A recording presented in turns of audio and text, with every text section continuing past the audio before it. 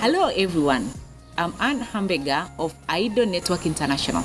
Welcome to AIDO Network International Business and Prosperity Forum 2020, brought to you by AIDO Network International and Raia TV Kenya. In this segment, we have Ambassador Ireneo Namboka talking to us about the challenges and opportunities in doing business in Africa. Well, if you can hear me, I'd like to introduce the subject we are dealing with here. I'd like to cut down on the protocol as His Highness has introduced everybody. I'll go straight to what we have to do here. The subject I'm going to try and talk about is doing business in Africa, looking at our opportunities and challenges. And as the slides show, I do not want to go into things more than just the regions. I don't want to go to the level of countries. I looked at Africa from the regional parts. His Excellency, the Ambassador Moto, has clearly given a very precise picture about one country, Uganda. Would you kindly go to the next one? These are the statistics most people have at their minds. So I looked at the continent from the regional, sub-regional organizations, North Africa, West Africa, Eastern Africa, Central and Southern Africa. And I've just given you that as a continent, we are very big. We've got a big number of citizens as the market business would require. The next slide, please. That is the biggest part of Africa's assets. Now, the demographic statistics of Africa are extraordinary. We are a continent of the present and the future. Now, the thoughts I'd like to share with you is that with this bulge of population, youth, it can be a boon or perhaps a time bomb, depending on what we do with these facts. We've got unemployment, we've got need for social security, we need a lot of educational opportunities, but these can be the fortunate facts because business finds this an area to take advantage of. If governments implement sound policies and invest in human capacity, such as tertiary education, vocational training, skills development, there is plenty we can do to have peace and security. Next slide, please. This is Africa, the future. We've got educated and trained people. Now, there are questions I'd like to share with you that I consider that although we have all these assets on the ground, there is the problem of the brain drain. Our states on the continent have an acute shortage of real professional qualified people, despite the fact that we spend a lot of money developing and educating them. But brain drain is due to two factors: reasons from inside our countries and reasons abroad. Abroad, people will offer beautiful salaries, attractive conditions in terms of service, when we at home, unless we look at that. So when we at home, we have low wages. If we have crime, armed conflict, political repression, we make home unattractive to our own people, and these people will go away. So we lose what we invest. So business in Africa requires that we take care and make sure we have no coups, we have no dictatorial regime, we have no civil wars, we have no ethnic clashes, and so on and so forth. These are factors, if you look at the opportunities against the liabilities that business finds on the continent. So we need to retain. His Excellency, the Ambassador, made an appeal that Africans living in the diaspora are assets of the continent. For our business, they should be sending funds home or being themselves available. But the points I say above, all these are African children, and we love the continent. We like to send money there. But let's go to the next slide, please, and see. We have a lot of our qualified people abroad because we get sometimes things not very good and attractive at home. If you look at these years from 1981 to 2000, you can see these countries and the people they are losing to the world outside. We lose to the world because we need to do something domestically. That is what we are talking about. Africa in the circle A, we invest and produce people. But depending on what we do, we lose our engineers, we lose our engineers, doctors, economists, academicians to the world outside. That deprives Africa of the capacities we need to do business ably, and people have us for a ride. Now we come to the question of energy. And again, His Excellency mentioned something about if you come and you're going to invest, for example, in the area of energy. Africa has the potential. We have the sunshine for solar energy. We have many rivers. We've got the Nile, the Niger, and many others. But how do we stand as a continent when it comes to the energy supply?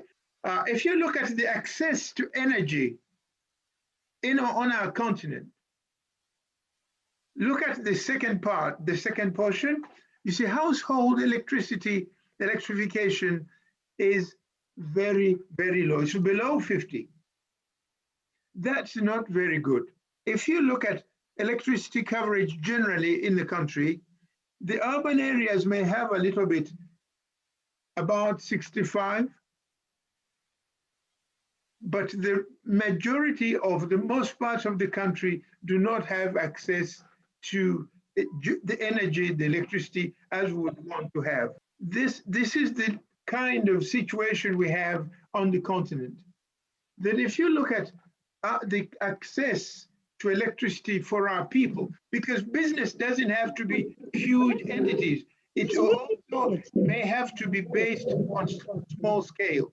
But if you look at how we stand, so we see population without electricity. If you look at a country like Nigeria, you've got a big, big number of the population without electricity. My own country, you've got 29 million that do not have access to electricity. And if we have about 45 million today or 50, I think you find that we still need to make an effort in terms of making energy available, because energy is key to business. Now, I just want us to look at the prices. In Africa's prices, the cost of energy is much lower. So we should be attractive for anybody who wants to do some industrial enterprise. Whereas in Germany, the unit here, where in Germany a business person pays 0.37, a person in a country like Nigeria would pay 0.7. So we've got plenty. The cost of energy is in our favor. We are very much less. And investors, whether foreigners or Africans, there is an attraction in terms of what energy would cost, but we do not have enough of it. So this should have been a positive side, that we don't cost much, but we do not have. So our own ministries of energy, our governments need to look at this as an area to boost. When we have a positive thing like having energy ready, low cost labor, we've got plenty of people, but we have other difficulties because transportation is a challenge. Our countries need to be in a position to facilitate movement. If I cite things like in my own country, if I have a factory in Jinja and the markets are in Barara, for example, what is the quality of the road? Can trucks, trains, and all kinds of transportation be easy, or are they complicated? And this is not specifically to talk about Uganda.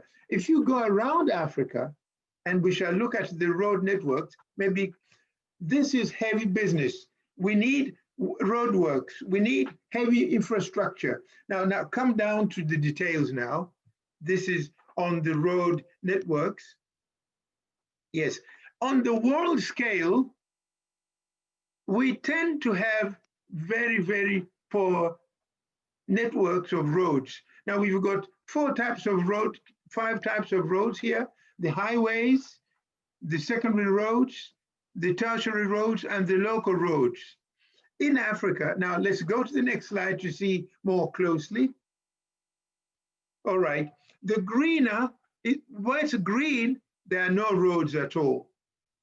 Less than 10 network availability. And if you come down the bottom, the red and the orange are where road networks are very good. And you can see that our continent is still very poor. His Excellency spoke about the African Free Trade Continental Trade Union. We can have that on paper, but as countries, we need to work on the road networks. For those who are in the diaspora, and I think many of the participants here are from the diaspora, Europe and the US and maybe Japan rely on good road networks, motorways, trains, and whatnot. I think it's an aside of the African infrastructural needs that is still very, very low. Now, look at this. These are different companies that studied the availability of roads to countries. Now, Africa is right here.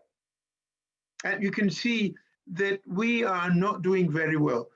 This is World Road Statistics, the first group, but these are just groups that grouped us. And you can see that when you look at Africa, compare with Southeast Asia or North America or Europe, we are not doing very well. So that part of the infrastructure that are road are critical if we are going to do business effectively and competitively. This statement is a quotation from the United Nations Trade Agreement, the UNCTAD. And what do they tell us? That currently Africa has fewer kilometers of roads than it had 30 years ago and has the highest transport cost of goods in the world. Now, this is something we need to look at seriously. If we are coming in and we are ready for business, this is an area, and we only had one representative of our country, Ambassador Julius Motto. I think this is a message you can share with colleagues, that when you look at us in the world context, we need to work on the road infrastructure if we are going to be business successful. Now, this more or less states it again. Unlike many other parts of the world, the continent has the lowest density of good quality roads. And despite the fact that the above problem, a report in 2017 showed Africa to have significant problems of raising funds. You see, so if we want to do business, first we should put roads in place. But again, we have difficulties getting projects that are attractive to foreign investors. If we can't ourselves invest, those in the diaspora know that in France, a lot of the motorways are private owned. In Switzerland, they're mainly state owned. So they can be either or, it can be a mixture. So if you consider the need for brains, engineers, economists, doctors, the brain drain deprives us of the Africans we would have produced to be able to produce projects that make investors come in. So from the total 2 trillion raised globally, that was the money available, Africa was only able to get something very, very small. And I suggest that institutional credibility, professionalism, and anti-corruption.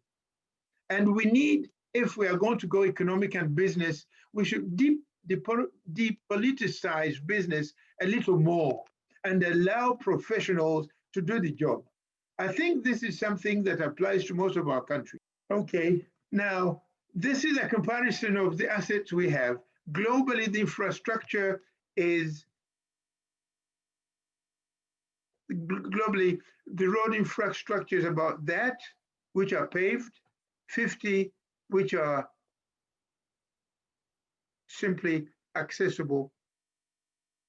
But most upgraded road and only season rights found in Central Africa and America. Now, again, this is Africa's biggest asset are the people and the youth in particular, because that's the future we are building for. But how are we as states, and we're looking at the continent, as I said, we are looking at regions. These are the biggest assets when we talk about Africa being ready for business. Their education, their health, their fulfillment is what is going to make business a success. Without them, we cannot. Next, please. I know that we're running short of time. The next slide. This is demographic resources potential. If you look at the school, the youth and how they get unable to continue with education, look at Sub-Saharan Africa. We have about 57% of our youth that drop out of secondary school when we are talking about building the population, and that is the human resources. Yes, now this is approximately 75% of the trafficked persons are taken from Africa. This was a figure of 2016.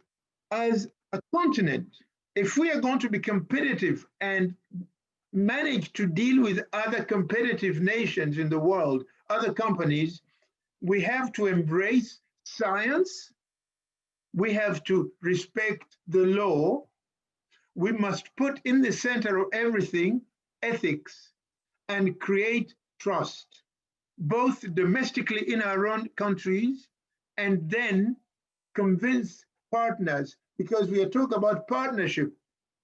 I know that Africa cannot just do business on its own. We can build business on the continent within the framework of the continental ameliorated conditions of cooperation, but we need to make sure we are guided by science. And at the bottom, I'm saying that the invisible and most important enabling factor that drives business and economy are the four words stated above here: science, law, ethics, and trust. As I said, my presentation is a proposition. I'm touching on questions as we aspire to engage internationally in business. It's not a dogmatic statement, it is a proposal for you to look at. I invite my fellow participants on this panel, on this conference, to see the facts I'm stating, a bit of the opinions I raise, and look at them as we go to conclude on whether or not we are in a position to engage and compete with others, China, Britain, the US, Japan, and others who are trying to do business with us. How ready is Africa? Those are the points. This is the last slide. I propose that we as people, as Africans, whether on the continent or abroad in the diaspora, we need, if we're going to succeed in our business undertakings, we need to understand very well the cultural beliefs of our partners. In this case, I was preparing because we've got our host, the Scandinavian Chamber of Commerce, African Chamber of Commerce in Scandinavia. We need to know that these people sometimes don't see things the way we see them. And if we are going to play the game, we need to be on a level ground. The second issue, we need to know that today, business is not philanthropy, if there was anything like philanthropy. We are going into partnership, people have their own interests, and we need to know our interests and pursue those and know what the others want. Third, we must know exactly what the objectives of the people we are engaging with. Very often, at the end of the day, Africa loses out. We have a debt that we cannot pay. I think these are things this time, once we've experienced the disappointment, we learn from it. And I think these are some of these key issues we don't go in with. the very, very last one I thought was that beyond the above courtesy and diplomacy, which is characteristic of our culture, the African is a person who is gentle, who does not lose temper, he can persevere, yes. But I think beyond that, we need to embrace science. We must apply the technology. We must use knowledge. We must respect the law, set laws and go by them, and have ethics. And when those are in place, we will be like the countries where we live in the diaspora. And business, international business, will run. Business people, industrialists, investors will be scared of going to any country where you cannot count on science, where the laws are unpredictable and ethics are unreliable. Thank you very much for allowing me to make this contribution. I look forward to voices that will be a better clarification of what the kind of things I was saying. Once again, all protocol observed, I thank you very much for listening. Thank you very much, Ambassador Ireneo Namboka, for your contribution. And as you've heard, everyone, that there are challenges and opportunities in Africa. So we should embrace everything and be able to partner and trade together. Thank you very much and be blessed.